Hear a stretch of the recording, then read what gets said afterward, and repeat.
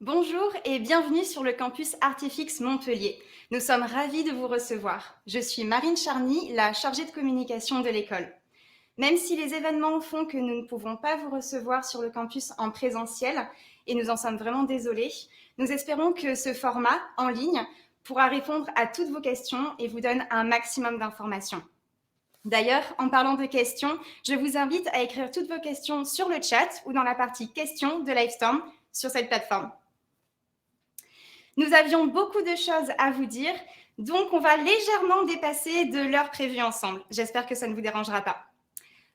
For English speakers, don't worry, all videos are subtitled in English, and you can ask your questions in English in the chat just here. Allez, assez parlé, je vous laisse en compagnie de Mathieu Bron, un étudiant d'Artefix qui sera votre guide tout au long de la visite. Bonjour, je suis Mathieu Bron, je suis en deuxième année du cursus 3D à Artefix Montpellier et je suis votre guide pour aujourd'hui. La journée porte ouverte du campus est un événement qui mobilise toute l'équipe et les étudiants d'Artefix. D'habitude, chaque groupe de visiteurs est accompagné par un étudiant pour faire découvrir les enseignements de l'école à travers les professeurs et le témoignage des étudiants. Et bien aujourd'hui, même si les portes ouvertes sont en ligne, je vais vous accompagner à la découverte d'Artefix.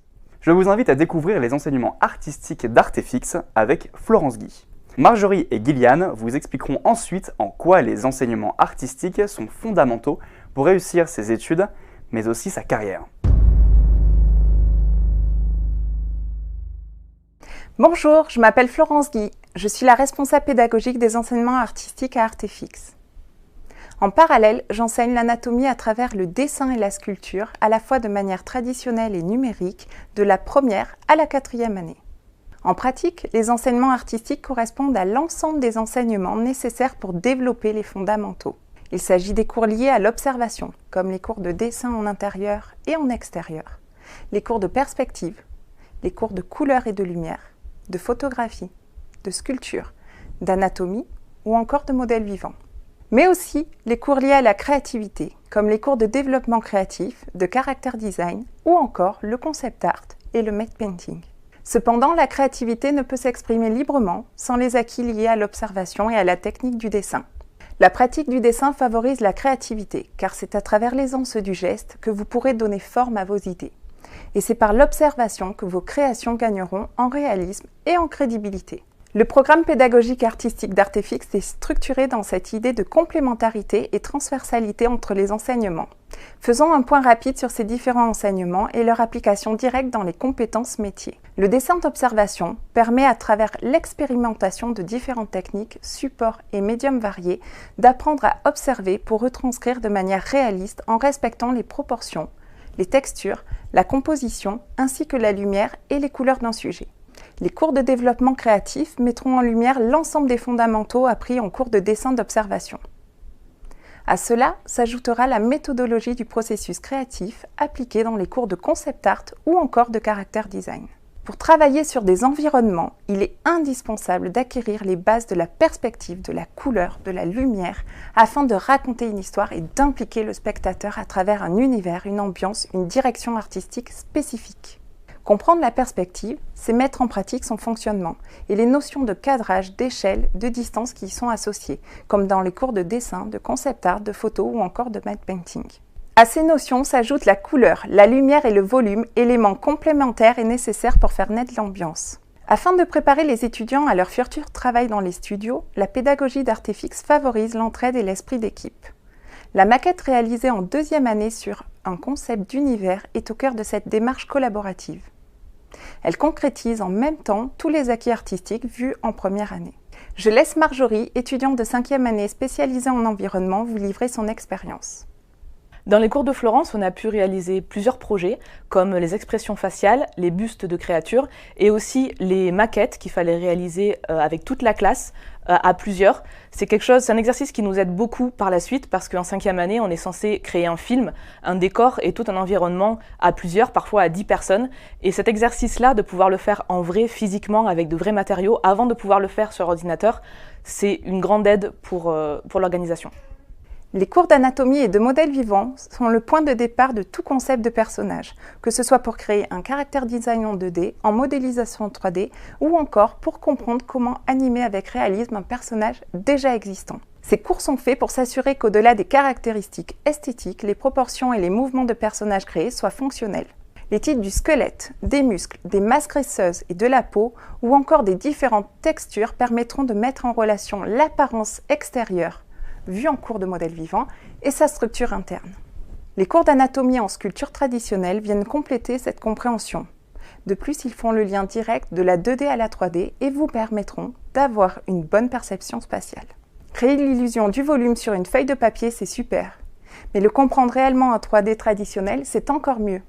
Grâce aux cours de sculpture et de volume, Florence nous a appris à penser les formes et à penser comment le monde est fait. C'est-à-dire que moi, par exemple, pour mon film de fin d'études, je suis actuellement en train de créer un boulevard. Je refais Hollywood Boulevard, c'est-à-dire une ville, une scène de rue que tout le monde a déjà vue, qui est une scène quotidienne, et il faut qu'on arrive à faire en sorte qu'elle soit le plus réaliste et le plus crédible possible. Et ces exercices d'observation nous aident vraiment à créer un environnement crédible et au plus proche de ce que l'on peut voir dans la vie réelle. Par exemple, il nous est arrivé à moi et à d'autres étudiants, parfois, après les cours d'observation, d'anatomie et de dessin qu'on a pu faire avec Florence, de regarder le monde de manière totalement différente, de se demander comment une canette pouvait être dessinée en 3D, comment un immeuble était fait, la perspective, comment elle se pensait, et aussi et surtout comment les corps fonctionnaient, comment les muscles tombaient, et de ce fait, pouvoir créer des personnages et des environnements qui fonctionnent les uns avec les autres. En studio, souvent les artistes passent de la 2D à la 3D afin de confirmer ou corriger certaines erreurs dans leur concept 2D. Cela a été le cas pour nos élèves de 5e année dans le film Street Credibility. Je dois les françaises. C'est bon, tout bien? Allez. Ah bah non, Régis, t'as fait tomber le sucre pour les cocktails. C'est pas du sucre, Michel. C'est pas du sucre. Oh, le petit cachotier! Reviens là, toi! C'est maintenant au tour de Gillian de vous exposer l'intérêt de ces cours dans sa spécialisation en modélisation organique. Hello, my name is Gillian Matuzak. I'm in 4th year on organic modeling. Our specialty is everything about create a character. It could be a creature, it could be an animal or a human being. To do so, we should be able to understand shape in 2D and recreate it in 3D. And the Florence anatomic class, drawing and sculpting, is really useful for that because it allows us to, in one part, work in 2D and understand shape and how the things work. And in the second part, in 3D, to recreate everything by sculpting and try a lot of stuff in 3D to after taking in the computer and pass in CGI 3D. And it's really useful because a lot of time in our work we have 2D concept we should pass in 3D, and this class is all about understanding shape and not have a ready formula. Ces enseignements artistiques sont donc indispensables pour évoluer dans ces métiers. Il suffit de regarder les murs de notre école pour saisir qu'au-delà de la technique, la créativité déborde et que l'artistique est au cœur de la pédagogie. Pour conclure, les méthodes de travail et les notions abordées dans ces cours vous permettront de maîtriser les bases et développer votre créativité tout en perfectionnant votre sens artistique et votre regard sur l'image afin d'acquérir, plus tard, les compétences métiers. Il est donc indispensable de maîtriser ces fondamentaux avant de se spécialiser à partir de la 3e année. Avoir un très bon niveau de dessin et un sens de l'observation aiguisé est indispensable lorsqu'on fait de l'animation 2D. Je vous invite à écouter Mathieu Sanchot, superviseur de la section 2D à Artefix. Bonjour, je m'appelle Mathieu Sanchot et j'ai la chance de superviser la section 2D d'Artefix. Qu'apprend-on dans cette section 2D? Principalement deux choses, la pré-production et l'animation. La pré-production, qu'est-ce que c'est? La pré-production, ou pré-prod pour les intimes, c'est la toute première étape visuelle d'un projet, quel qu'il soit, film, série, dessin animé, jeu vidéo.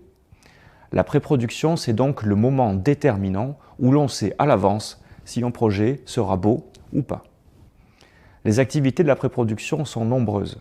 Les apprenants de la section 2D seront capables, à l'issue de la formation, de s'adapter et d'appliquer des directions artistiques variées. Il faut être capable de produire dans plusieurs styles graphiques, car une carrière ne se construit pas en travaillant sur un seul projet. De créer leur propre direction artistique et de créer des concepts de personnages appelés character design, de décors ou environnements, d'objets qu'on appelle props, ou d'autant d'éléments que peuvent constituer un film, une série, un dessin animé, un jeu vidéo, vous l'avez compris. Parlons maintenant du deuxième point, l'animation. Pour devenir animateur, un bon niveau en dessin ne suffit pas. Être animateur nécessite beaucoup de choses, comme être observateur, avoir le sens du rythme, être acteur et être aussi un peu fou, il faut l'admettre. Il n'est pas rare de voir dans les couloirs ou les classes d'Artefix des étudiants prenant des postures incroyables ou se filmant en train de vivre des aventures extraordinaires, tout ça pour créer leur propre référence d'anime. Pour faire simple, devenir animateur inclut 2 points. Maîtriser les techniques d'animation et apprendre à donner vie aux choses, même à celles qui n'ont pas de vie à proprement parler et qui sont donc par nature inanimées. Si je vous dis Zip, la petite tasse fêlée dans La Belle et la Bête, ça vous parle ? Le programme de la section 2D est prévu pour former des animateurs complets. Pourquoi complets ? Parce que toutes les techniques d'animation classiques et modernes sont enseignées à Artefix. L'animation traditionnelle, image par image, l'animation dite cut-out ou pantin, la stop motion avec les marionnettes et même les bases de l'animation 3D. Il faut savoir que bon nombre de projets utilisent plusieurs de ces techniques en même temps, parfois pour obtenir un rendu particulier, comme Gumball par exemple, ou parfois pour aller plus vite. Toutes les étapes de création d'un projet sont également pratiquées. Écriture, storyboard, pré-production, production. Aussi, dès la 3e année, les étudiants d'Artefix sont à même de produire chaque étape de leur propre film seuls.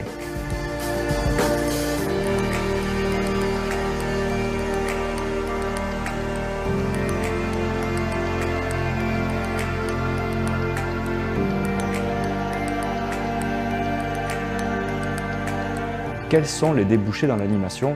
Ils sont nombreux. Avec le renouveau de la 2D et un nombre de contenus exponentiel depuis le streaming, les studios n'arrivent pas à compléter leur équipe. L'animation a besoin de vous. Des outils pédagogiques très cool sont mis en place pour pousser au maximum la créativité des étudiants. En effet, il est important de ne pas formater les étudiants, mais de leur ouvrir toutes les portes, en prenant soin de faire évoluer leur style personnel. Quelles sont les qualités pour suivre ce cursus? Avoir un très bon niveau en dessin, avoir le sens du rythme, être bien sûr fan d'animation et curieux. Regarder tous les One Piece n'est pas suffisant. Il faut être curieux de tous les films d'animation dans tous les styles possibles. Et il faut être patient, car il en faut de la patience pour dessiner et redessiner le même personnage, bien souvent qu'on ne choisit pas, plusieurs centaines de fois, sous toutes les coutures, pour obtenir une séquence d'animation et parfois même la recommencer. Pour finir, la qualité principale, être déter. Si en regardant votre reflet, vous apercevez les flammes de la motivation brûler dans vos yeux, vous êtes prêt. Ce feu sacré de la passion est le facteur déterminant. À bientôt.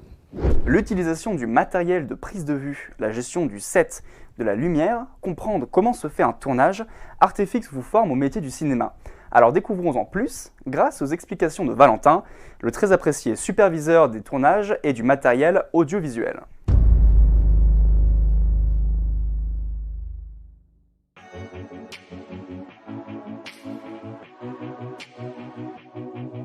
Bonjour, je suis Valentin Drouet, superviseur des tournages et du matériel audiovisuel à Artefix. Artefix est une des rares écoles 3D d'effets spéciaux en France à former aussi intensément ses étudiants à la prise de vue d'images vidéo. Durant tout le cursus, les étudiants vont participer et organiser eux-mêmes des tournages de la première à la 5e année. Cette formation progressive leur permet d'appréhender la prise de vue et le matériel vidéo d'un point de vue pédagogique et très professionnel. La première année commence les tournages sous la forme d'un projet de fiction, durant lesquels les étudiants vont réaliser des petits courts-métrages. Le but là va être de leur transmettre des notions fondamentales de mise en scène, de construction narrative ou de montage. Pour moi, vraiment, première année, chaque notion est attaché à un exercice. La pratique est fondamentale pour comprendre vraiment la théorie, le langage cinématographique, pour ensuite, derrière, travailler l'image, la modifier dans le but de raconter encore une fois une histoire. En deuxième année, ils vont participer à un workshop directing et editing qui va couvrir tous les aspects de la réalisation d'un court-métrage. Ça va être de la mise en scène, des choix de plans, du storyboard, de pourquoi est-ce qu'on positionne une caméra en plongée ou en contre-plongée. Et ensuite, ils mettent toute la théorie à l'épreuve avec la pratique. Les éléments techniques mis à disposition des étudiants vont inclure les caméras, qu'ils vont ensuite réutiliser pour les années suivantes, aussi le matériel de lumière et de prise de son. Lors de la troisième année, les spécialisations commencent et certains étudiants vont renforcer leur pratique des tournages. Ils vont participer à des workshops dédiés au matériel vidéo. Ils découvrent à ce moment-là les studios dont l'école est équipée, de grands plateaux dédiés au tournage, dont un est entièrement équipé de fond vert. Une section de la troisième année, la 3D3 Cinéma, inclut d'ailleurs énormément de composantes de tournage. Artefix est une école de cinéma et dans son essence même, dans son ADN, le cinéma est présent partout, dans toutes les années et à tous les moments de l'enseignement. Donc c'était assez naturel de monter une section cinéma qui permet en fait de faire un pont entre ce que j'appelle moi les métiers classiques du cinéma, c'est-à-dire la mise en scène, le scénario, l'image, le décor et les environnements, les VFX et le temps réel. Personnellement, j'adore l'image, j'adore filmer, j'adore cadrer, faire la lumière, ce genre de choses. C'est vrai que la section cinéma nous permet de pousser beaucoup plus loin dans ces zones-là. Et on a accès à du matériel de tournage, on a accès à peu près à tout ce qui se trouve sur des plateaux. Il y a un parc de caméras qui est assez conséquent malgré tout. C'est important parce que ça nous permet de les connaître et de savoir par exemple quelle image on veut. La quatrième année est largement dédiée à la préparation du projet de fin d'études. Les étudiants effectuent donc de nombreuses prévisualisations de leurs futurs films, ainsi que des tests techniques, notamment sur les caméras utilisées, les mouvements de grue, le matériel. Pour les tournages des 4e années, donc pour les projets tests, les élèves utilisent le même matériel que sur les tournages de 5e année de manière à s'y préparer. Ils sont donc confrontés aux mêmes problématiques que les 5e années et peuvent se faire la main un petit peu sur le matériel. So before we started the shooting, we had a workshop where we learned about the equipment we are going to use on sets, and I think it was pretty helpful because most of the equipment for me, as I come from a CG background, I was very new to it. En 5e année, l'école est fière de présenter de nombreux projets live, incluant de nombreuses scènes tournées avec de vrais acteurs, auxquels seront ensuite ajoutés les éléments 3D, les effets spéciaux, et ainsi de suite. Ces tournages de grande ampleur sont entièrement préparés et réalisés par les étudiants. C'est un projet colossal. Ils se chargent par exemple des repérages, des castings, de la préparation des costumes, du storyboard et du scénario de leur film. Dès la rentrée, ils disposent d'une semaine entière de prise de vue, avec leurs comédiens, toute l'équipe technique étudiante, sur les plateaux de tournage ou dans des décors réels. On est tous venus à Artefix avec l'idée de faire du VFX, donc du coup forcément on voulait faire notre film de fin d'études avec des plans tournés en réel. On a eu le matériel professionnel, on ne pouvait pas rêver mieux pour un film étudiant. Ça nous a vraiment aidé à obtenir une qualité qu'on n'espérait même pas. Leurs superviseurs et encadrants pédagogiques les accompagnent en tournage pour leur faire profiter de leur expertise technique et artistique, mais les étudiants restent les vrais auteurs et créateurs de ces films. S'il n'y avait pas de tournage, je pense que Relativity ne serait pas à l'image de notre passion. On peut dire que cette composante de tournage a toujours fait partie de l'ADN d'Artefix. Il est important de savoir fabriquer une image vidéo pour mieux comprendre son origine et ainsi mieux la travailler en post-production, ce qui conduit à la production de films uniques, lesquels décrochent parfois les plus prestigieuses récompenses du monde des effets spéciaux. Outstanding visual effects in a student project.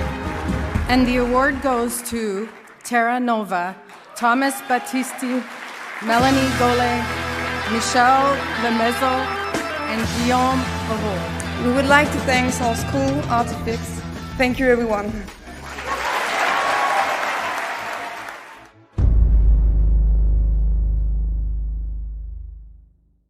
On est 4 étudiants de l'école Artefix en 3e année dans le cursus 3D effets spéciaux.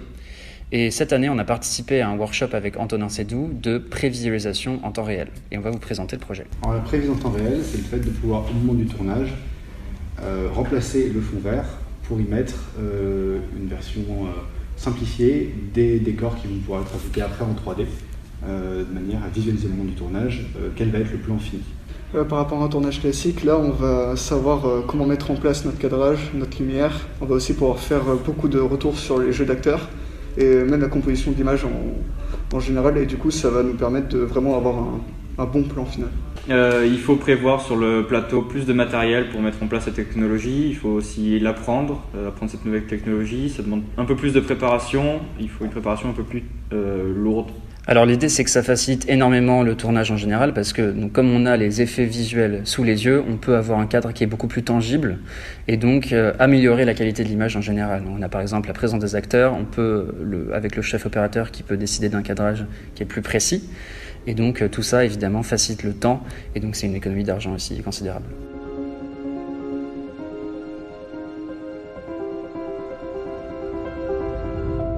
Donc là, on voit très bien, par exemple, que le fond vert a été remplacé, du coup.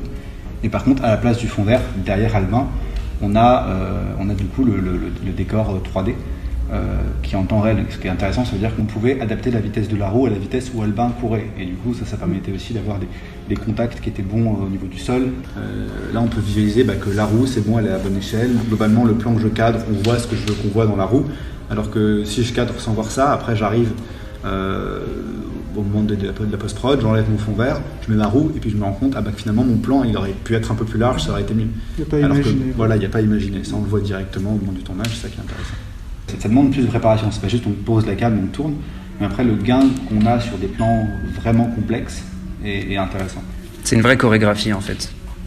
C'est une chorégraphie mais qui est prévisible, donc ça apporte énormément en tout cas de prévisualisation pour ça. Et si une fois sur le plateau on se rend compte qu'il y a quelque chose qui ne va pas forcément, on peut aussi modifier pendant le tournage et c'est quelque chose qu'on ne peut pas faire si on ne fait pas la prévision en temps réel. Eux ils ont une solution un peu différente, ça veut dire qu'ils ont un tapis au sol et en fait ils ont une deuxième caméra sur leur caméra principale qui va filmer ce tapis et qui va reconnaître les QR codes, les petites cibles noir et blanc qu'on a au sol et du coup qui va pouvoir connaître la position de la caméra. Du coup, ça fait un tracking plus précis, mais aussi ils ont moins de possibilités de flexibilité. C'est moins flexible. Ça veut dire qu'il faut montrer au logiciel où est le tapis, il faut qu'il connaisse les cibles. Donc après, c'est vrai que c'est un tracking qui est beaucoup plus précis, mais c'est moins flexible. C'est ça qui a été intéressant pendant ce workshop, c'est de voir un peu ce qu'une solution du marché qui peut apporter en termes peut-être de précision, mais ce qu'une solution un peu faite maison peut apporter en termes de flexibilité et aussi de développer cette solution. C'était ce qui était intéressant lors du workshop, de découvrir ça par nous-mêmes en fait. Personnellement, ça m'a donné envie d'essayer d'autres projets comme ça expérimentaux où on essaie de découvrir, de faire de la recherche, typiquement de la recherche et développement de nouvelles technologies, de projets, d'avoir un workshop où on ne sait pas forcément quel résultat on pourra avoir. C'est différent des workshops où un professeur nous apprend à faire quelque chose et on sait déjà à peu près le résultat qu'on pourra atteindre, on essaie juste d'apprendre pour avoir ce niveau-là. Là, sur ce genre de workshop, on part d'un point où on ne connaît pas grand-chose et on essaye, on travaille, on recherche, on essaye de faire avancer les projets. Et je trouve que c'est intéressant, c'est une autre manière de travailler qui nous apprend à être plus autonome, à travailler en groupe aussi, parce qu'on était en groupe sur ce projet. C'était vachement intéressant.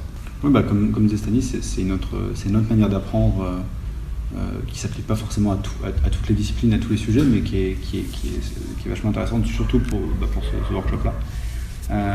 Parce qu'en effet, personne n'avait de solution magique à nous proposer, c'était à nous de la trouver, en collaboration du coup avec les TD ou avec le professeur Antonin Sédou. Et du coup, on a pu arriver à trouver une solution qui nous plaisait à la fin et qui marchait, et c'était assez gratifiant finalement. Je crois que nous avons pas mal de questions au sujet du cursus cinéma.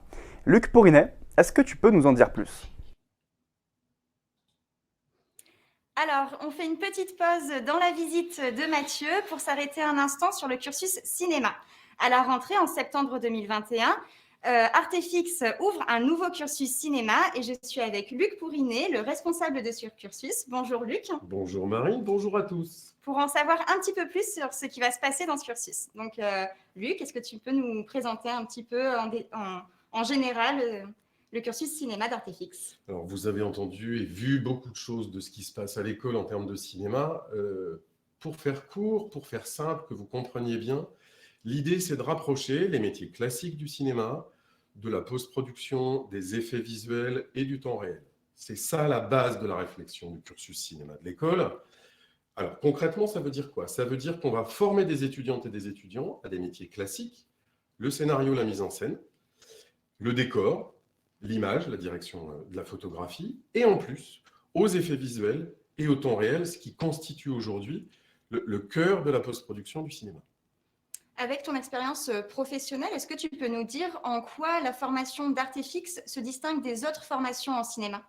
Elle est très originale, encore une fois, parce qu'on cherche à rapprocher ces deux univers, ces deux types de métiers qui travaillent toutes et tous sur des films, sur des séries, et qui parfois ont du mal à se rencontrer en termes de langage. Donc l'idée, c'est de vraiment arriver à former ces étudiants pour qu'ils soient capables d'aller aussi bien sur des plateaux de tournage, comme assistants décorateurs, comme assistants à la mise en scène, comme scénaristes, comme assistants opérateurs, et pouvoir dialoguer avec les gens des VFX, et aussi pouvoir les travailler en studio. C'est vraiment ces deux idées de pouvoir donner aux étudiantes et aux étudiants de l'école ces deux possibilités professionnelles, soit le tournage, soit la pré-production et la post-production.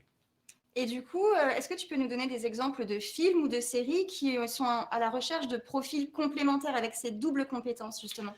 Alors, on va distinguer la France et l'Europe du reste du monde. Je vous expliquerai pourquoi après. Aujourd'hui, en France et en Europe, il y a une révolution qui arrive, qui est ce qu'on appelle la production et la production virtuelle. Vous en avez vu quelques exemples tout à l'heure. On voit très très bien émerger ce nouveau mode de production et de fabrication des films, qui est au cœur de notre enseignement. Il y a un certain nombre d'étudiants qui vont sortir dans 3 ans, qui auront ces compétences-là, et qui vont être recherchés par les studios. J'avais hier une discussion avec un certain nombre de professionnels, des directeurs de production, c'est un peu les directeurs généraux des films, avec des chefs opérateurs et des chefs d'éco, et toutes et tous me disent, on va avoir besoin de ces étudiantes et de ces étudiants-là. La production virtuelle va devenir un enjeu sur la production, c'est-à-dire comment est-ce qu'on fabrique un peu les films avant, comment est-ce qu'on les réfléchit en termes de fabrication en pré-production, et qu'est-ce que ça a comme influence sur le tournage et sur la post-production. Donc on y est là. Il y a des exemples très concrets. Un Si Grand Soleil, par exemple, qui est tourné à Montpellier, utilise déjà ces technologies-là, et ils sont très contents de trouver nos étudiants en stage ou peut-être, j'espère, les embaucher bientôt. Donc ça, c'est très très concret, c'est là. Sur le reste du monde, c'est un petit peu différent parce que ce qui va nous donner une force assez originale, on a la chance d'avoir, par exemple, des anciens étudiants qui travaillent à Hollywood, et notamment sur la fameuse série Mandalorian. Quand on discute avec eux, on comprend très très bien que cette double formation, cette compréhension de la problématique du tournage, cette compréhension et cette acquisition de compétences sur le temps réel et sur les VFX, ça va servir directement à ce type de production. Je ne dis pas qu'ils iront travailler directement sur Mandalorian, mais Mandalorian fait des petits, il va y avoir de plus en plus de films qui vont se tourner comme ça, et bien évidemment, les étudiantes et les étudiants de l'école et du cursus cinéma auront cette possibilité d'aller travailler à l'étranger sur ce type de production et de film. Merci beaucoup, Luc. Avec Ça plaisir. paraît très clair maintenant. On retourne avec Mathieu pour continuer la visite. Donc voilà, on a vu les enseignements artistiques, le cursus animation 2D, celui consacré au cinéma, et maintenant nous allons passer à l'animation 3D. Un vaste domaine qu'Éric Delacour et Jérôme Duro, professeurs à Artefix, vont vous expliquer avec passion. On les écoute.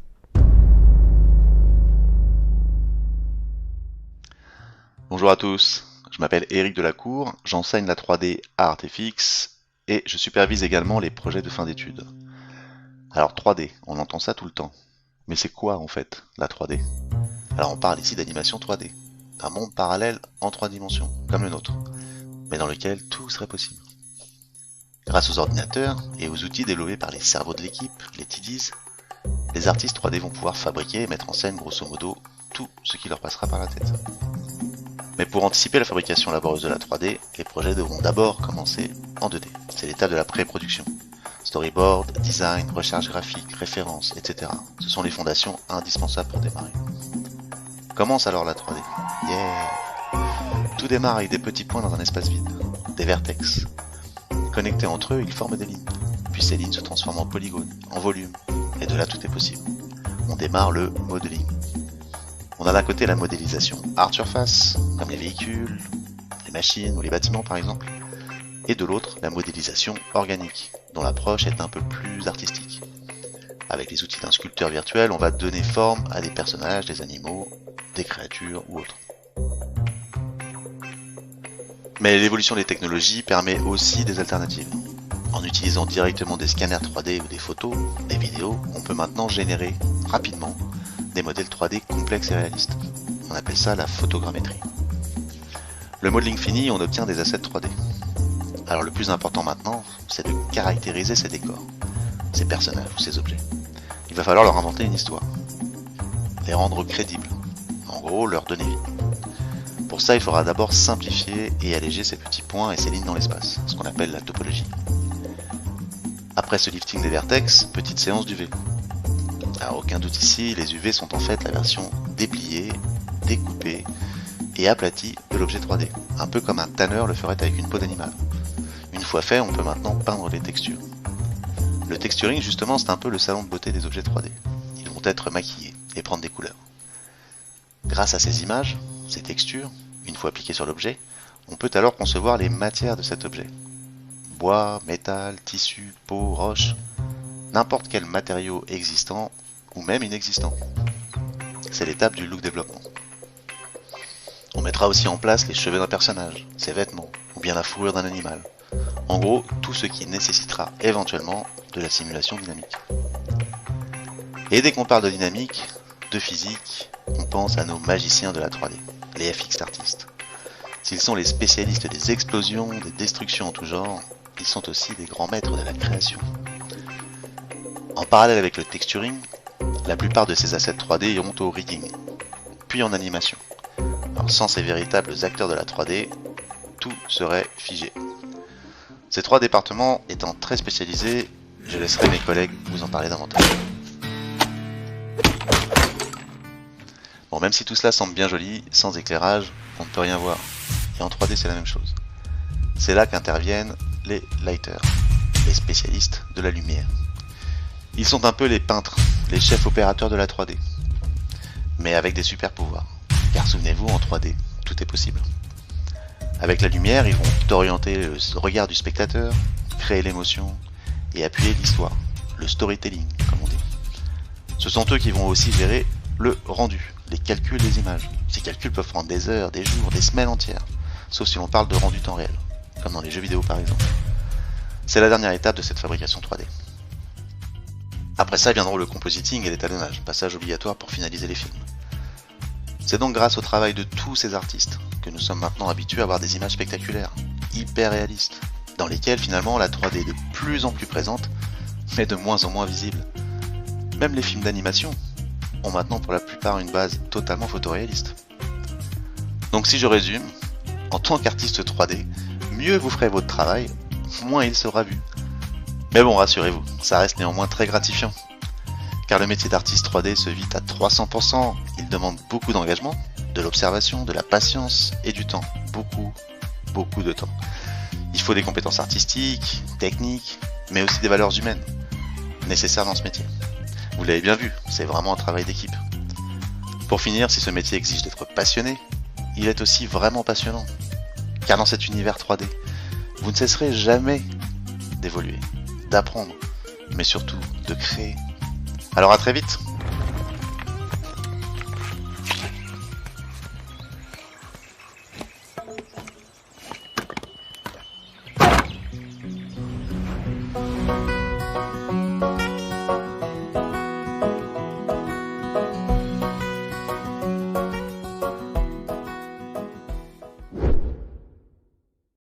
Dans les modèles 3D, il y a deux catégories. Ceux qui sont destinés à bouger et prendre vie, et ceux qui resteront inertes. Je suis là pour vous parler de la première catégorie. Dans une autre vidéo, Eric, mon confrère de la 3D, a dû vous expliquer que les objets 3D sont composés de centaines voire de milliers de petits points, les vertex. Pour animer un objet, on va devoir déplacer tous ces vertex pour donner à l'objet une autre position ou une autre pose. Bien entendu, on ne va pas les déplacer individuellement. Pour cela, les objets vont passer par l'étape de rigging. Le rigging consiste à créer un squelette, une ossature à l'objet ou au personnage, et de le lier au vertex par une opération qui s'appelle le skinning. Grâce à ça, le squelette va influencer les vertex de l'objet et permettre de le déformer. Afin de faciliter la manipulation du squelette, on ajoute des manipulateurs dits contrôleurs. Au final, tout cela ressemble un peu à un pantin, une marionnette, mais en 3D. On peut ajouter différentes options à ce squelette, comme par exemple la possibilité de pouvoir étirer ou courber certains membres si on souhaite avoir un personnage un peu cartoon. Le rigging demande de bonnes connaissances en anatomie pour le placement du squelette, humain ou animal, mais aussi de la logique, de bonnes bases en mathématiques et également une bonne connaissance du code est un plus. En effet, ça va permettre d'automatiser des tâches répétitives, mais aussi de créer des outils et des interfaces pour faciliter le travail des animateurs. Une fois le rigging fini, on peut passer le personnage aux animateurs pour qu'ils lui insufflent la vie. L'animateur est un mélange entre un marionnettiste et un acteur. Tout comme l'acteur, il peut bien entendu improviser, mais en règle générale, il prépare son travail. Pour cela, il a plusieurs options. Il peut utiliser des références déjà existantes ou passer par une étape de dessin, surtout dans le cas de scènes d'action difficiles à mimer soi-même. Ça serait dommage qu'il se blesse. L'autre option est de se filmer en train de faire l'action. Tel un acteur, l'animateur va rentrer dans la peau du personnage, se filmer, analyser sa performance et essayer de l'améliorer en la transposant sur le personnage 3D. En animation, il y a ce qu'on appelle le body mécanique, qui représente le fonctionnement du corps, que ce soit pour les hommes ou les animaux. Ça englobe tous les types de déplacements, mouvements tels que la course, la marche, le saut, la danse ou même une scène de combat. Il existe aussi une autre catégorie d'animation, c'est l'acting. L'acting, c'est le fait de jouer une scène. C'est à ce moment que l'animateur va véhiculer plein d'émotions à travers le personnage, et pour moi le plus magique, c'est le lip sync. Le lip sync, c'est le fait de synchroniser le mouvement des lèvres par rapport au son afin que le personnage parle, et donc c'est à mon sens là qui prend vraiment vie. I have the utmost regard for your talents. It's a pleasure to most regard for your talents. It's a pleasure to finally meet you. Officially. Vous l'aurez compris, l'animation c'est un peu technicité, mais surtout beaucoup de ressenti, de créativité et... Quoi ? Ouais, ça va, c'est bon, je te laisse le mot de la fin. Oh, this is going to be fun. Eric en a parlé dans sa présentation, les magiciens des effets spéciaux ne sont jamais très loin quand on veut donner du peps aux images. Je vous invite à en savoir plus sur ce cursus avec Mathieu Rondet et 2 étudiants d'Artefix, on se retrouve juste après. Bonjour, je suis Mathieu Rondet et j'apprends aux étudiants d'Artefix à réaliser des effets spéciaux précalculés en 3D sur un logiciel qui s'appelle Houdini. J'enseigne aussi la modélisation procédurale et je fais également partie de l'équipe de supervision des projets de fin d'année. Alors vous vous demandez peut-être pourquoi, quand je me présente, je parle spécifiquement d'effets spéciaux précalculés et en 3D. Eh bien c'est parce qu'il existe plusieurs façons de faire des effets spéciaux et plusieurs types d'effets.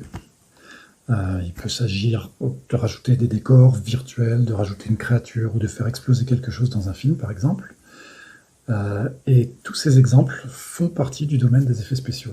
Mais ils ne sont pas tous faits de la même façon et n'impliquent pas les mêmes techniques. Et même pour rajouter un personnage ou une explosion, il y a en fait plusieurs façons de le faire. On peut filmer des effets ou des personnages réels et les incruster dans l'image, et ce sont alors des effets spéciaux en 2D, et leur mise en œuvre sera plutôt le travail de techniciens SFX, donc qui font vraiment exploser des choses dans la vraie vie, et des compositing artistes qui vont mélanger l'effet qu'on a filmé avec un décor qui aura aussi été filmé par exemple. Mais on peut aussi demander à l'ordinateur de les reproduire de façon artificielle pour éviter d'avoir à les filmer et donc de ne pas dépendre de ce qu'on filme en fait. En les reproduisant directement sur l'ordinateur, on pourra leur donner la forme et la couleur qu'on veut, on pourra changer la vitesse, changer l'éclairage et on contrôlera mieux le résultat final et comment tout ça s'intégrera dans le film. Et de mon côté, en fait, je m'occupe d'un domaine en particulier des effets spéciaux qui concernent tous les phénomènes naturels ou qui vont ressembler ou bouger comme un phénomène naturel, et qui ne sont pas animés de façon traditionnelle avec des clés à chaque image. Ce sont des tempêtes de neige, la fumée, la magie, les étincelles, les explosions, les destructions, les raz-de-marée, les cheveux, les vêtements.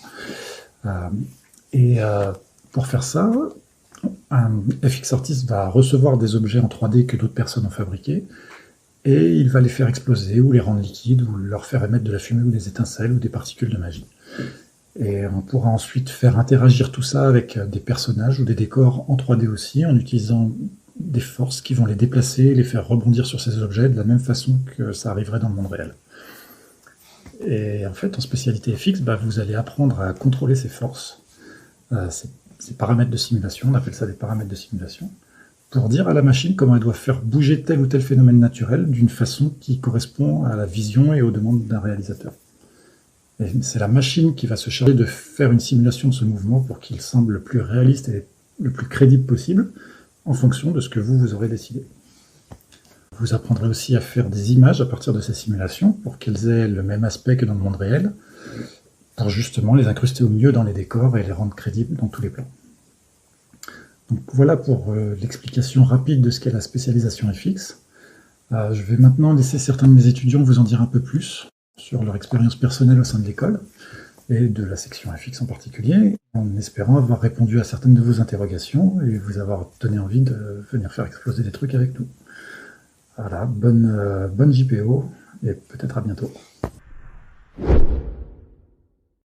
Salut, alors moi c'est Rémi et en tant qu'étudiant je vais vous présenter ma spécialité, c'est-à-dire les FX. Tout le long de la vidéo je vais vous mettre en arrière-plan mes travaux que j'ai réalisés l'année dernière et j'espère que vous apprécierez. C'est parti. Alors premièrement, qu'est-ce qu'un FX? Alors pour moi, pour faire simple, il s'agit de la petite touche à l'image qu'on ajoute, c'est-à-dire qu'il peut s'agir d'une explosion, de l'eau, de la simulation de vêtements ou de débris. Que ce soit à la publicité ou dans un film, les FX sont présents partout de nos jours. Et on y fait appel souvent quand un effet n'est pas facilement réalisable pendant un tournage. Et ça a pour avantage qu'on ait plus de contrôle, que ce soit moins dangereux. Enfin, il y a beaucoup d'avantages à ça. Et donc, pour ce faire, on réalise tout ça grâce au logiciel qu'on apprend à l'école. Alors, concernant mes projets personnels que vous voyez en arrière-plan, c'est pour moi le meilleur moyen d'apprendre parce qu'on est sans cesse confronté à des petits soucis techniques. Donc, c'est à ce moment-là que mes cours m'aident beaucoup. C'est-à-dire que le professeur nous partage pas mal d'outils et d'astuces assez sympas pour nous permettre de nous débrouiller, de se sortir de tout ça. Alors, quelles sont mes attentes professionnelles? Alors, avant tout, l'expérience que nous partage notre professeur me permet de me préparer à pas mal de petites choses. J'aimerais pouvoir devenir assez polyvalent dans un studio et pouvoir créer des effets où le spectateur se dira tout simplement « wow ». Et donc, ce serait également mon rêve de pouvoir travailler à l'étranger, je dirais. Et aussi, enfin pour moi, le plus important, c'est de faire ce qu'on aime. Et surtout de s'amuser. Parce que voilà, c'est ce que j'adore dans les FX, c'est que ça m'épate de jour en jour et j'ai hâte d'y aller plus loin, quoi. Voilà. En tout cas, merci de m'avoir écouté et je vous dis à très bientôt. Bonjour à tous, alors moi je me présente, je m'appelle Jules et je suis en 4e année de spécialité FX. Pendant que je vous en dis un peu plus sur mon parcours ArtFX, je vous laisse découvrir derrière moi les différents projets que j'ai pu réaliser l'année dernière en 3e année. Alors tout d'abord, qu'est-ce que sont les FX? Ce sont les effets spéciaux à proprement parler qu'on va rajouter sur un film tourné en image réelle ou bien sur un film d'animation, c'est tout à fait possible également. Il s'agit donc de simulation, ça peut aller de simulation de liquide comme de l'eau, ou bien des destructions, des explosions, et plein d'autres effets, des particules, de la neige, voilà. Du coup, les FX, c'est une spé hyper complète parce que ça va allier plein de domaines différents. Un bon FX artiste va devoir à la fois manier du modeling, du texturing, du shading, mais aussi de l'animation, parce qu'il faut donner vie à nos FX et avoir le sens du rythme pour que ça matche avec l'image dans laquelle ils vont être intégrés. En fait, ce qui est génial avec les FX, c'est aussi qu'il y a un nombre de possibilités infinies. Avec le logiciel qu'on utilise, on est capable de rendre plein d'effets différents, comme j'ai pu en citer tout à l'heure, et on va avoir une liberté créative infinie. Pour ce qui est de l'enseignement de l'aspect FX, en 4e année, c'est super parce que on a choisi cette spécialité et on va vraiment l'enseigner à 100%. On va se consacrer uniquement à cette spécialité-là et apprendre le maximum de connaissances possibles pour ensuite pouvoir maîtriser plein de domaines différents dans les FX. Au niveau du corps enseignant, c'est super aussi parce qu'on sent que les professeurs sont disponibles pour nous aider et quand on a des questions, que ce soit aussi bien sur des projets de cours ou sur des projets perso, on sait qu'on a toujours une oreille à l'écoute qui peut nous aider, nous donner des conseils et nous aiguiller. En cours, on va avoir une base de connaissances qui va nous être enseignée, on va apprendre les rudiments des FX et ensuite, si on veut retravailler chez nous, apprendre d'autres choses, l'école nous pousse vraiment et nous donne l'envie d'apprendre à apprendre et ça c'est hyper important, ce qui fait qu'on est des élèves finalement autonomes et qu'on arrive aussi bien à utiliser les connaissances qu'on a apprises en cours que ensuite retravailler chez nous et pouvoir apprendre plein d'autres choses différentes. En tant qu'FX artiste, ce que je recherche, c'est avoir la possibilité plus tard de pouvoir travailler sur plein d'effets différents et donc plusieurs films différents, aussi bien de l'animation que des films en prise de vue réelle. Mathieu Arcet va maintenant vous parler de son cours d'environnement.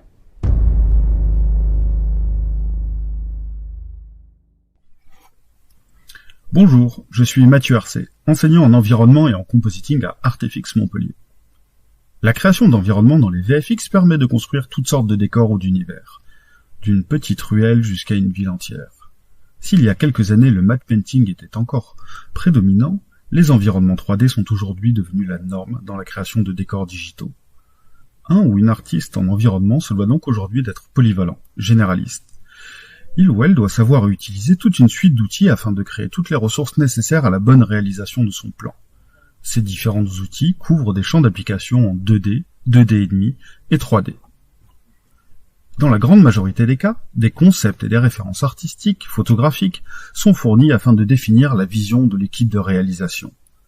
Les environnements peuvent être entièrement digitaux, comme ils peuvent être également une extension d'éléments tournés. Basée sur ces éléments, la conception des assets est lancée, via des méthodes traditionnelles de CG, comme le modeling, le sculpt, le texturing, le look développement, mais également en utilisant de la photogrammétrie et des scans 3D. En parallèle, le layout, les animations de caméra sont mises en place. Les assets sont ensuite placés avec soin lors du set dressing. Cette mise en place a plusieurs objectifs. Décrire l'univers dans lequel l'action se passe, construire une composition d'images forte appuyant la narration, définir l'échelle d'un lieu. Une fois le set dressing effectué, vient l'étape d'éclairage de la scène. Celui-ci va également appuyer la narration, mais aussi guider le regard du spectateur. Il est fréquent qu'après cette étape d'éclairage, on vienne repeindre ou ajouter des éléments photographiques avec des méthodes de projection pour renforcer le réalisme de nos environnements. À ces différents éléments viennent s'ajouter les travaux des autres départements pour compléter le plan. En fonction des cas, ceux-ci peuvent être des personnages, des véhicules en CG, mais également des FX permettant la représentation de divers phénomènes naturels tels que la pluie, le feu, la neige, la brume, des destructions. Une fois les différents éléments combinés dans la scène de travail, ils vont pouvoir être rendus, c'est-à-dire calculés. Ils seront ensuite fournis en couches séparées à l'équipe de compositing qui sera en charge de les combiner avec les rushs du tournage. Une fois toutes les images travaillées, une des dernières étapes est le compositing. Le compo, c'est quoi ? Florent Girardot va vous expliquer. Bonjour, je m'appelle Florian Girardot, je suis prof de compositing à Artefix.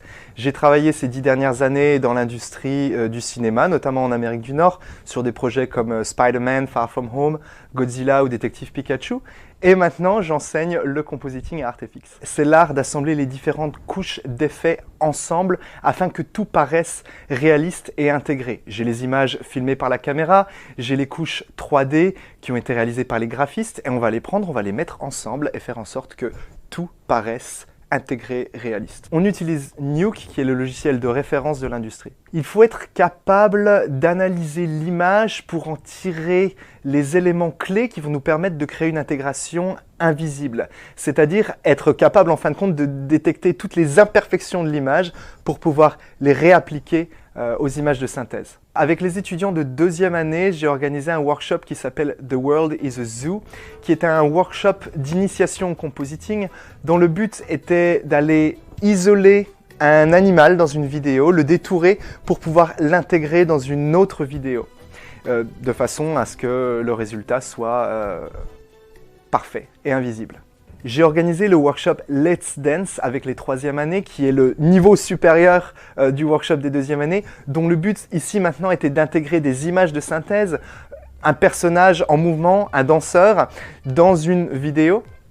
Là c'était pareil, les étudiants avaient le choix d'aller choisir l'animation de danse qu'ils souhaitaient et ensuite de le rendre dans le logiciel de 3D Maya, puis de l'intégrer dans Nuke de façon réaliste.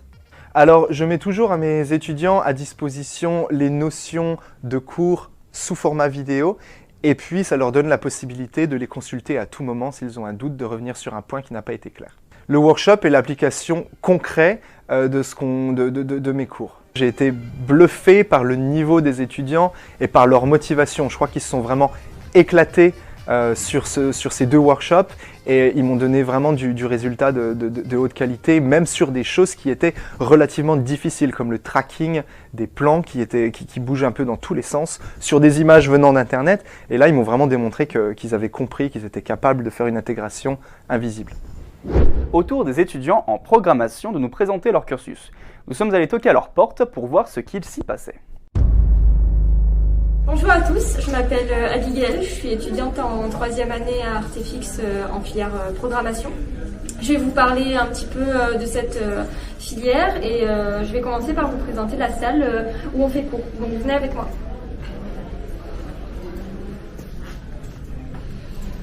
Donc c'est dans cette salle qu'on fait la plupart de nos cours. On peut aussi venir ici pour travailler de notre côté sur divers projets.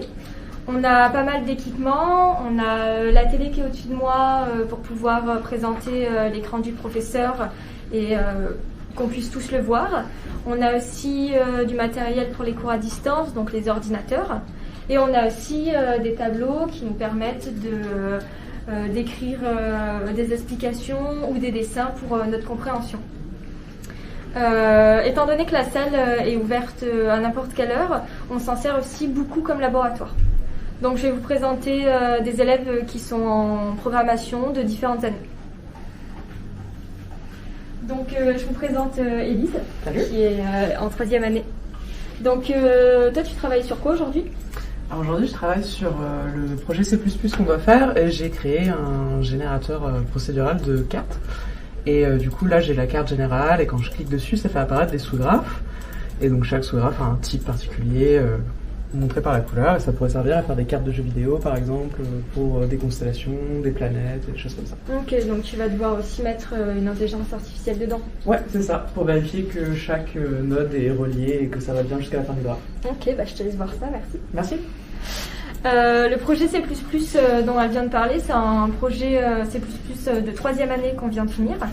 C'est un projet qui dure 2 semaines assez intensives. Le C++ c'est un langage par excellence dans le domaine du jeu vidéo ou du cinéma en temps réel. Et à Artefix, on a pas mal de pratiques sur divers projets autour du coup de la programmation 3D. Je vais vous présenter 2 élèves qui sont du coup en 4e année. Donc on a Simon et Joseph. Salut. Salut. Vous pouvez un peu expliquer sur quoi vous bossez, vous ? Oui, on est en train de travailler sur un outil de prévis qu'on travaille sur Unreal depuis quelques mois. Ok, et en gros, une prévis, c'est quoi ? Donc en fait, en général, lorsqu'on tourne un film sur un fond vert, le problème c'est que les acteurs et le caméraman voient uniquement le fond vert et ne voient pas l'environnement en 3D qui va être lui incrusté en post-production. Donc là, ce qu'on fait, c'est qu'on utilise un moteur de jeu vidéo qui s'appelle Unreal Engine et qui va nous permettre d'incruster cette 3D en temps réel et donc qui va permettre au réalisateur de voir, de s'immerger directement dans l'univers en 3D. Au final, ça va bien plus vite pour faire le film. C'est ça, tout à fait. Ouais. En gros, l'avantage surtout d'être flexible en fait, parce que si par exemple Joseph rentre dans la scène, on va pouvoir modifier les assets de place, changer la scène en temps réel. Ok. Je vais vous laisser continuer sur ça et merci. Merci.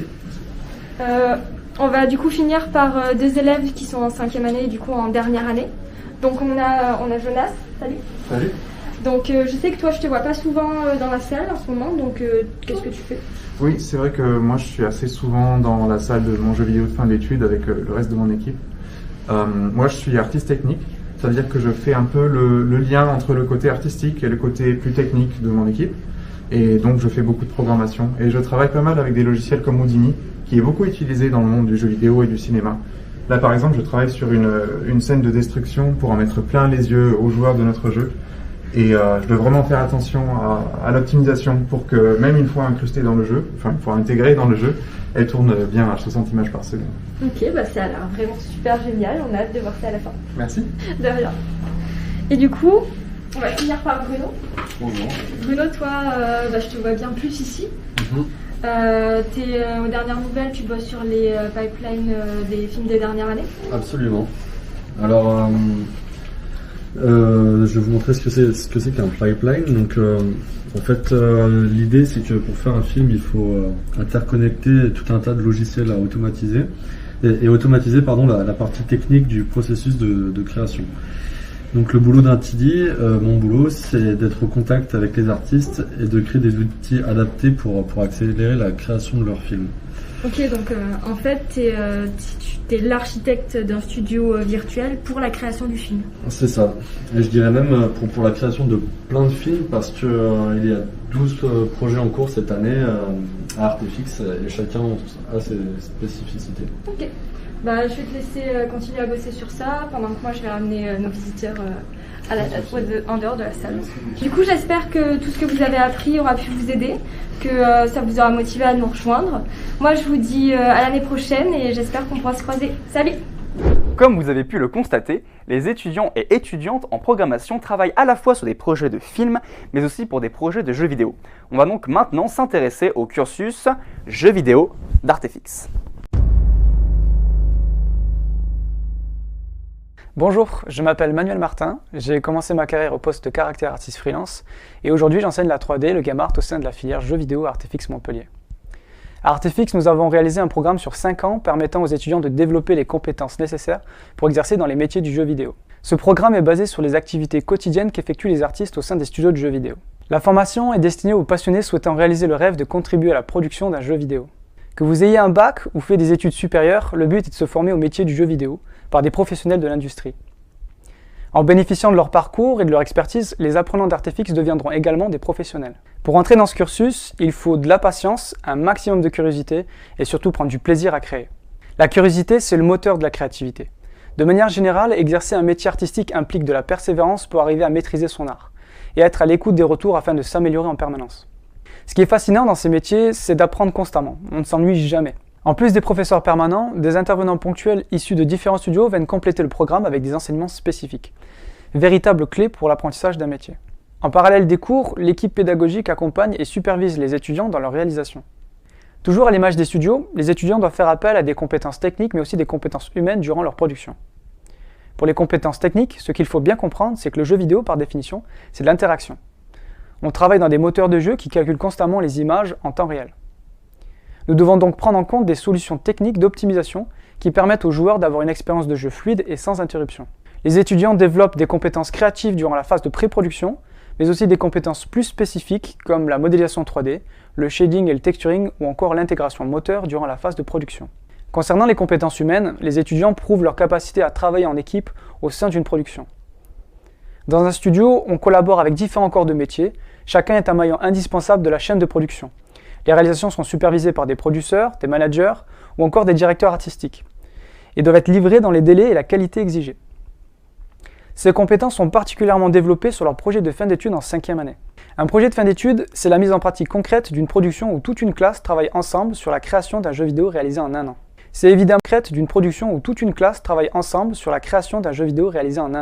C'est évidemment l'aboutissement de 4 années de formation qui leur permet de confirmer leur choix de métier et leur place au sein d'une équipe. À travers cette production, les étudiants démontrent leur savoir-faire et vivent l'expérience d'un projet collaboratif plus ambitieux. C'est également une belle vitrine permettant aux recruteurs d'attester des capacités à travailler en équipe et donc d'intégrer rapidement un studio. À la fin de leurs études, les étudiants sont à même d'occuper différents postes au sein des studios. L'industrie recrute surtout des spécialistes, tandis que les structures indépendantes de plus petites envergures recherchent plutôt des profils polyvalents. À la fin du cursus jeux vidéo en game art, les étudiants ont développé une expertise sur des métiers tels que props artist, caractère artiste, environnement artiste, FX artiste ou encore technical artist. Dans leur carrière, ils auront la responsabilité de créer des personnages, des décors, des effets spéciaux ou encore des outils permettant d'aider les équipes en production. Alors je vais vous présenter Paolo, Ludovic, Clotilde, Joris et Gaël, étudiants en 4e et 3e année, spécialisés en environment art, véhicule art, créature et caractère art. Leurs travaux sont orientés pour le recrutement et représentent bien la philosophie de l'école. Bonjour, je m'appelle Paolo Dupuis, je suis étudiant en 4e année et je me suis spécialisé en environnement art. Étant passionné de paysages naturels et d'architecture, mais également par la création d'univers originaux et de jeux vidéo. Sur mon projet Old Sanctuary, j'ai d'abord modélisé des objets et des modules d'architecture sur 3ds Max, puis j'ai créé des matériaux sur Substance Designer, métaux, pierres, terre, etc. Et j'en ai fait des textures de patterns qu'on appelle trim sheet. J'ai ensuite appliqué ces textures sur les modèles 3D et j'ai intégré ça dans le moteur. Sur ce projet, j'ai cherché toutes les techniques qui permettent d'avoir un rendu qui s'approche de la réalité tout en restant optimisé pour un jeu. Les retours des profs m'ont aidé à trouver ces solutions. J'ai ainsi créé des shaders complexes qui permettent de mélanger des matières dans la texture. J'ai utilisé de la parallaxe occlusion pour donner une impression de 3D à de simples textures sur un plan. Ça m'a permis d'ajouter des tas de gravats avec leurs petits volumes complexes sans sacrifier les performances. J'ai simulé le mouvement des drapeaux également, ou encore animé une nuée de pierres lévitation autour du cristal central. Bonjour, je m'appelle Ludovic Audi et je suis étudiant en 4e année et je me suis spécialisé en game art. Le métier de game artiste m'intéresse car j'aime créer des choses et pouvoir directement jouer avec. C'est pour cela que j'ai choisi le cursus jeux vidéo. J'ai travaillé sur une voiture type Formule 1 afin de l'intégrer dans le jeu Trackmania. Le concept a été réalisé sur Photoshop et j'ai ensuite modélisé la voiture sur 3ds Max. Pour la texture, je l'ai entièrement faite à la main sur Photoshop. Et j'ai utilisé le logiciel fourni par le studio Nadeo pour transférer mon fichier 3D et mes textures dans Trackmania. C'est un travail assez personnel et minutieux car il fallait respecter la nomenclature et les points de pivot des objets pour les animations en jeu. En plus, les bons autour des professeurs d'ArtFX m'ont fait super plaisir. Bonjour, je m'appelle Joris, j'étudie le game art et je suis spécialisé en modélisation de créatures. J'aimerais faire de cette spécialité mon métier. Pour cela, j'ai décidé d'expérimenter la création d'un dragon et ainsi aborder différentes techniques pour enrichir mon workflow. J'ai décidé d'utiliser le logiciel Mari pour la création des écailles du dragon. L'avantage de cette méthode est qu'elle permet d'appliquer des textures réalistes directement sur mon modèle et de modifier celles-ci selon mes besoins. Ce logiciel est en général utilisé par le cinéma, mais je pense qu'il apporte de nouvelles solutions en matière de réalisme dans les jeux vidéo. Bonjour, je m'appelle Clotilde et je suis étudiante en 4e année de jeux vidéo. J'ai intégré ce cursus ArtFX car j'aimerais devenir caractère artiste. J'ai toujours été attirée par le milieu de l'art et du jeu vidéo, et en me renseignant sur les métiers de la production, j'ai tout de suite été attirée par cette spécialisation. En ce moment, je travaille sur un vieux magicien, donc mon but sur ce projet est d'approfondir mes compétences dans le réalisme, en travaillant un maximum sur les détails du visage et les textures des vêtements en particulier. J'apprends en même temps la technique de projection de détails sur les logiciels Mari et ZWrap, la création de vêtements avec Marvelous et le placement des aircards avec Maya pour un rendu de cheveux réaliste. Les cours de Manuel Martin m'ont beaucoup aidé à m'améliorer pour les détails de mes personnages, en particulier pour leur visage et leur anatomie globale. Je m'appelle Gaëlle Calmels, du coup, j'ai rejoint ArtFX en 3e année en Game Art directement, en spécialité art du coup. Et j'aimerais me spécialiser dans le character design, character concept et réalisation 3D. J'ai réalisé 2 projets ce premier semestre, un projet personnel qui était la reproduction depuis un concept par un autre artiste d'un personnage de Donjons et Dragons, et que j'ai réalisé sous Blender principalement, et un autre projet qui était un projet de diorama réalisé en cours avec Manu. Ce que les professeurs m'ont apporté sur mes projets, ça a été énormément de feedback, que ce soit pendant les cours et en dehors des cours. Et du coup, une présence, ils étaient là, ils ont toujours été là pour m'aider quand j'avais des questions, des problèmes, et ils ont été là pour m'aider aussi bien pendant les cours que pendant mes temps de développement personnel. Ce que le character design a de particulier, c'est qu'il faut une très bonne connaissance anatomique. À un bon niveau en dessin 2D, c'est préférable pour tout ce qui est croquis, définition des personnages, pouvoir faire un personnage convaincant, qu'il soit stylisé ou réaliste, ça vient principalement avec les capacités qu'on a en anatomie. Et donc du coup, c'est un problème technique de character design qui est assez important. J'aimerais bien rajouter aussi que Blender est vraiment un logiciel qui est très intéressant et qui est de plus en plus utilisé même par les entreprises, les grosses entreprises de jeux vidéo sur le marché. Et que comme c'est un logiciel libre de droit, c'est bien de commencer à se former dessus parce que c'est accessible à tout le monde. Parce que j'ai commencé avec Blender, j'avais pas accès à autre chose, et maintenant je me rends compte qu'effectivement il est en train de prendre une place importante. Que Blender est vraiment un logiciel qui est très intéressant et qui est de plus en plus utilisé même par les entreprises, les grosses entreprises de jeux vidéo sur le marché. Et que comme c'est un logiciel libre de droit, c'est bien de commencer à se former dessus parce que c'est accessible à tout le monde. Parce que j'ai commencé avec Blender, j'avais pas accès à autre chose, et maintenant je me rends compte qu'effectivement il est en train de prendre une place importante sur le marché. J'espère vous retrouver bientôt ArtFX et à bientôt. Eh bien, nous arrivons presque à la fin de notre visite. Toutes ces images et ces explications vous ont peut-être donné envie de vous inscrire à ArtFX l'année prochaine, dans 1, 2 ou 3 ans. Pour entrer à ArtFX, il faut notamment présenter un portfolio. C'est l'occasion pour moi de vous présenter mon portfolio, d'abord celui que j'ai présenté lors de la session d'admission il y a déjà 2 ans maintenant, et ce que je fais maintenant. J'espère que vous verrez mes améliorations. Allez, on lance les images.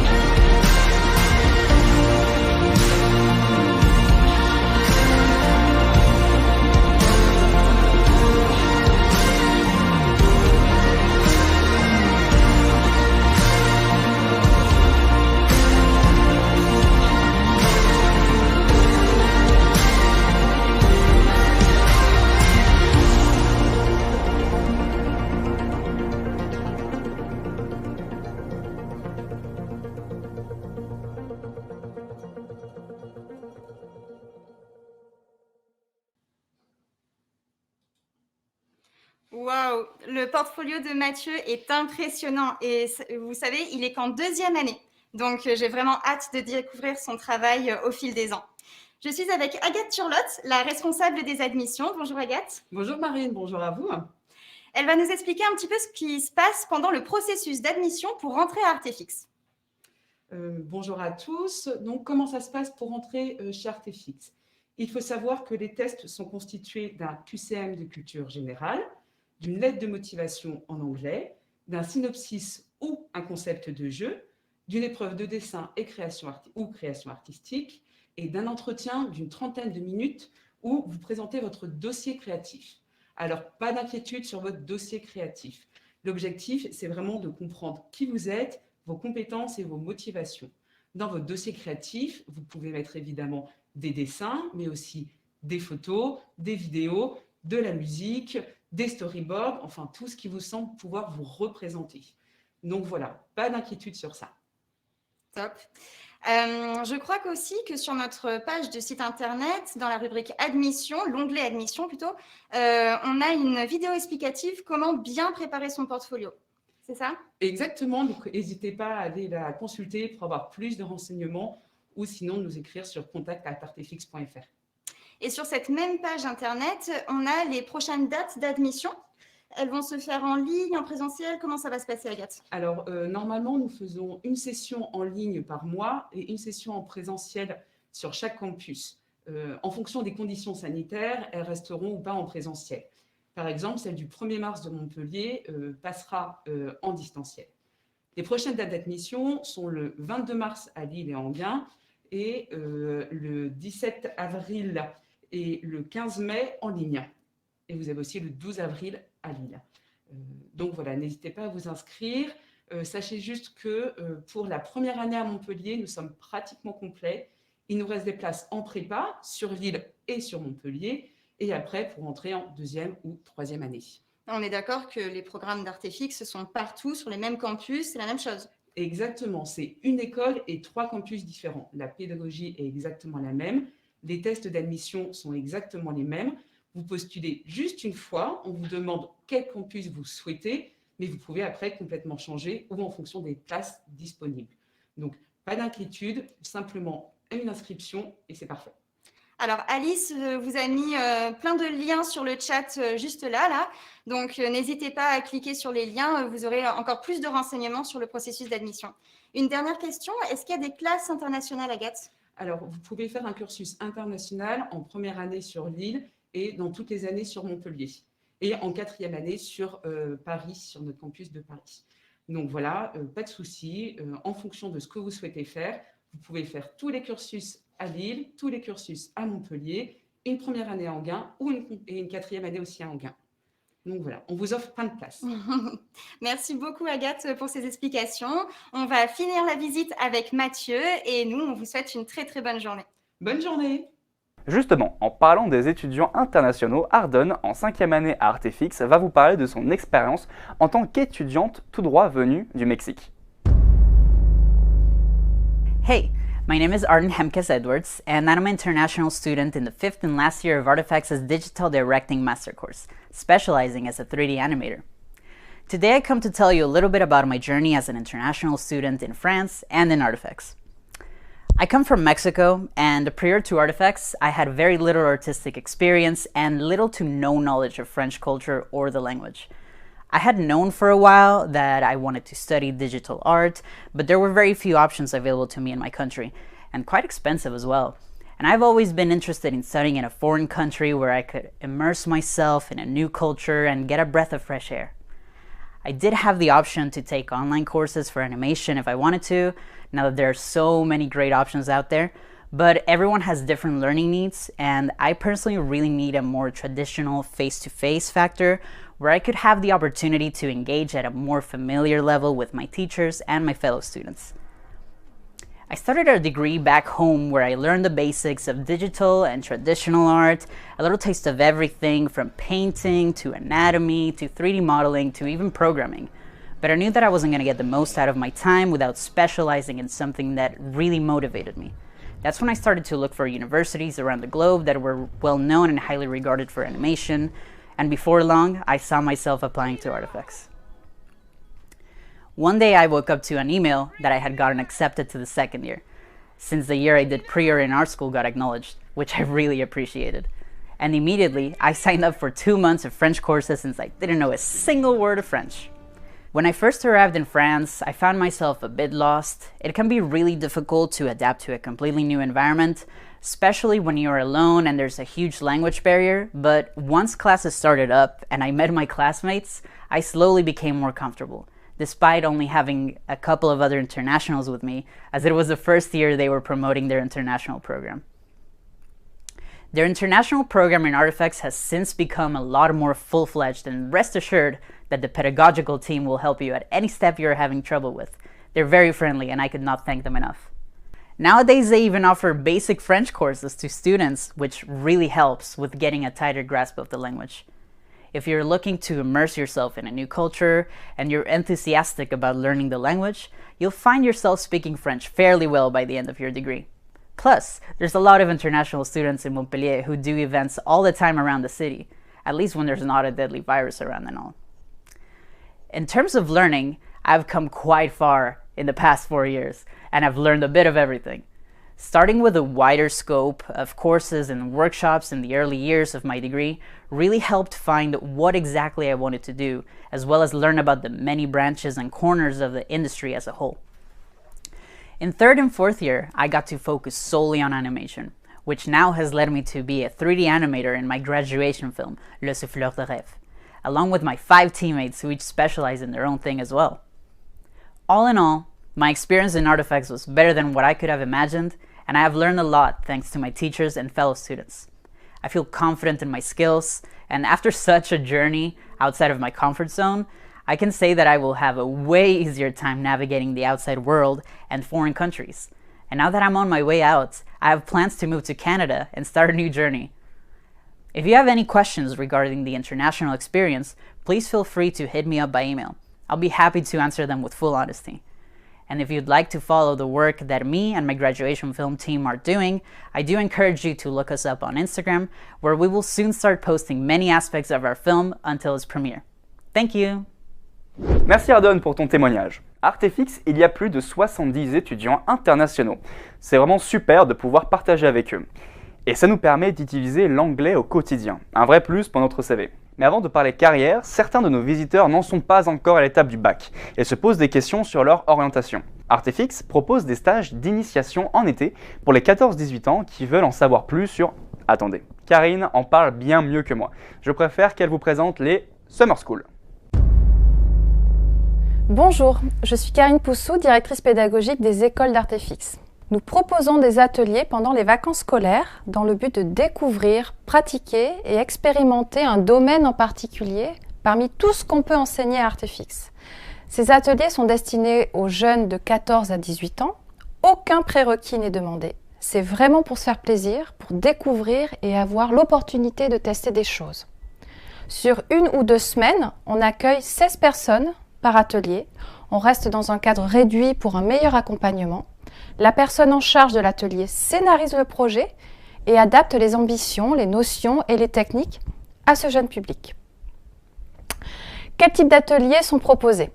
Ça peut être créer un personnage 3D, un petit film d'animation, des effets spéciaux, un jeu vidéo, un caractère design. Il y a du choix, mais on veut que ça reste ludique. Ces Summer Schools sont aussi le moyen pour le jeune de savoir si ce type de formation, de métier pourrait lui plaire. C'est l'occasion de tester vraiment avant de se lancer sur une candidature, le moyen de se rassurer. Le constat que j'en fais, à la fin de ces ateliers, le plus souvent, les jeunes repartent soit en se disant « il n'y a pas de doute, c'est ça que je veux faire » ou « c'est bien sympa, mais je ne me vois pas faire ça toute ma vie ». Le projet professionnel, c'est clair. Des ateliers sont proposés sur Lille, Enghien-les-Bains et Montpellier et les inscriptions se font directement sur le site de l'école artefix.fr.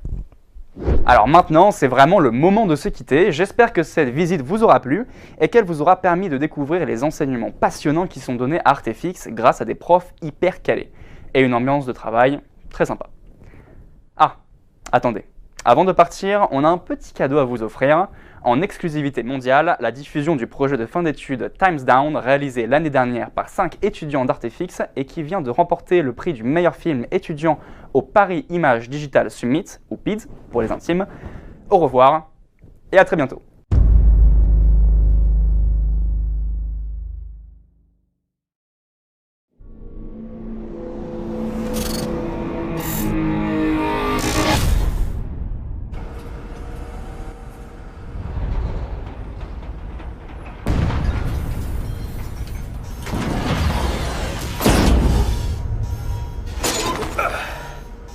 Almost fell asleep stealing this thing. All right, hurry back now. Yes, boss. I'll be there in 5. Over here! Get him! Okay, make it 10. Hey, fellas! I was looking for the restroom. Maybe you could help me? Fire! Whoa! Wow, you guys are quick to the trigger. That almost hit me. Stop goofing around. Hey, you give me this great toy and I'm not supposed to play with it? Well, now you're in trouble. The time police are here.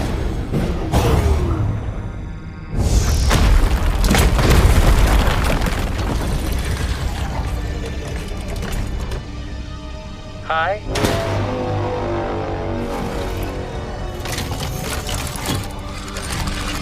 You should run. Yep.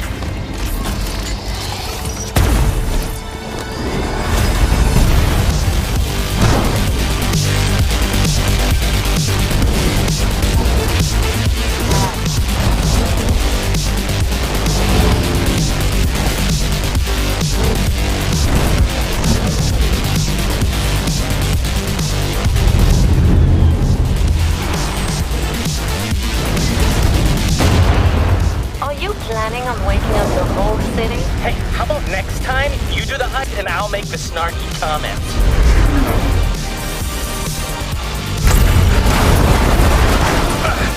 Safe.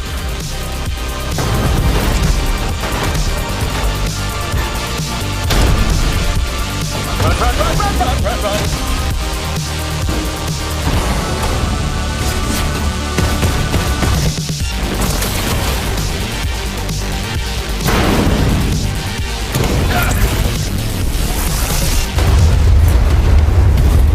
Did I hear something? You okay? Yeah, just made a quick stop at the gas station. Oh, come on!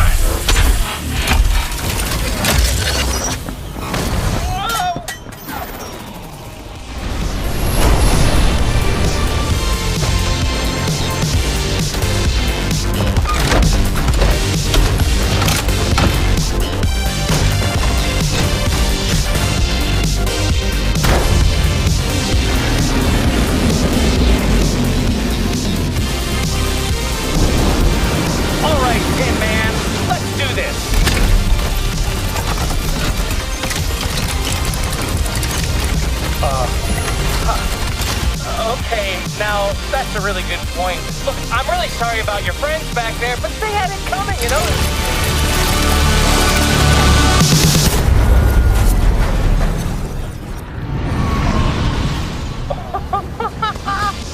I don't think I was dealing with the top brass here. Check this out, not even a scratch. I've got to admit, I think this was the cleanest mission I've ever done. In and out so fast, it's hard to believe. Oh, I can believe it. All right. Out of curiosity, can you check if this train has a restroom? I still gotta go.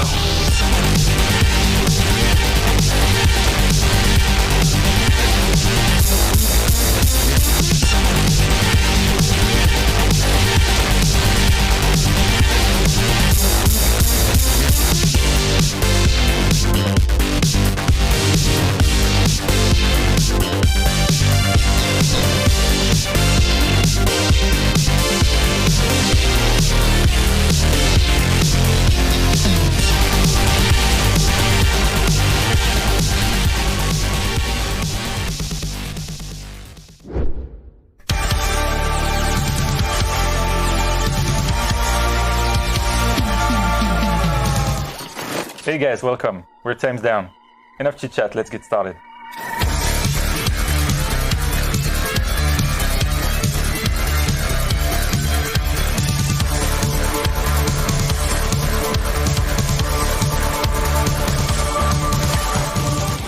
In a nutshell, Time's Down is a chase between a thief who uses time manipulation and the time police.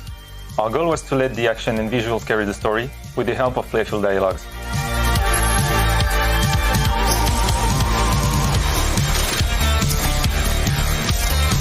The team imagined a universe somewhere between Blade Runner and Ghost in the Shell. So I sketched concept arts and developed the layouts, camera movements and editing.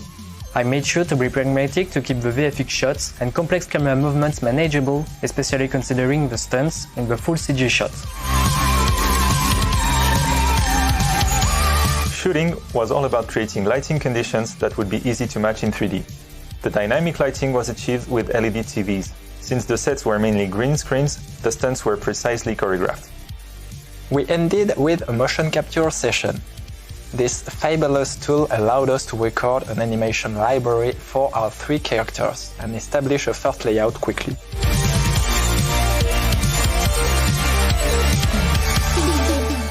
We needed a CG double for our main character.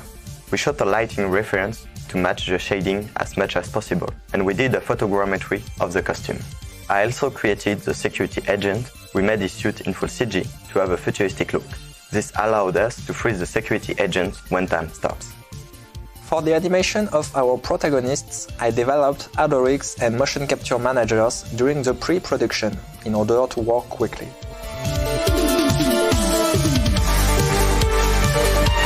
The time agent was the biggest asset.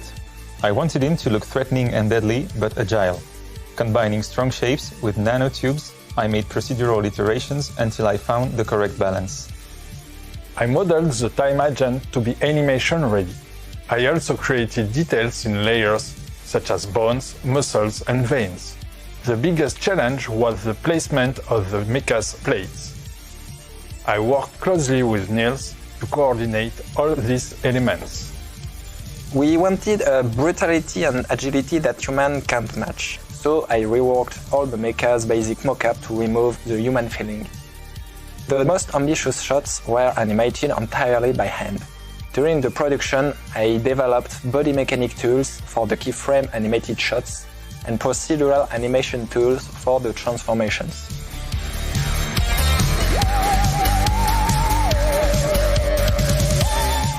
To realize a believable action chase, I drew our main character's path across 23 environments.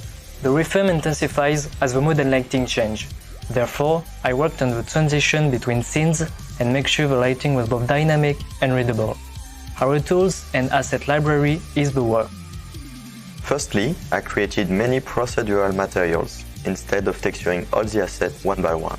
There are many lights and neon ads in the city, so I developed scripts to avoid repetitive tasks and manage the materials and the lighting. I modeled quantities of props to create a big library.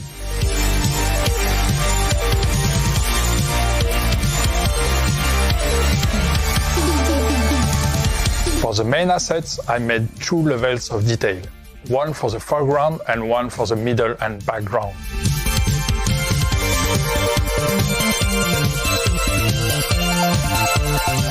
In order to show the morphing of time, I retimed most simulations using a custom node I created that doesn't require ID or a consistent point count. Most setups were fluid-based, so I reshaped the Pyro Solver to use specific behaviors and get the best ratio between details and computation time. Destructions were a combination of mixed RBD constraints or VLAM and a deforming setup that could tear the geometry based on impact points. I also created HDAs for recurring setups to iterate quickly.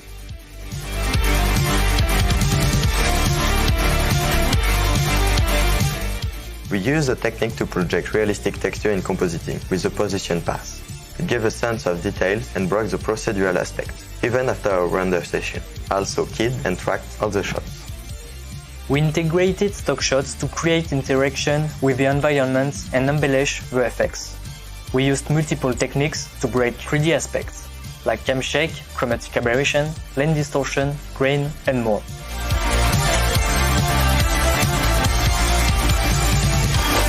Well, I guess that's it. Thanks for watching and see you soon.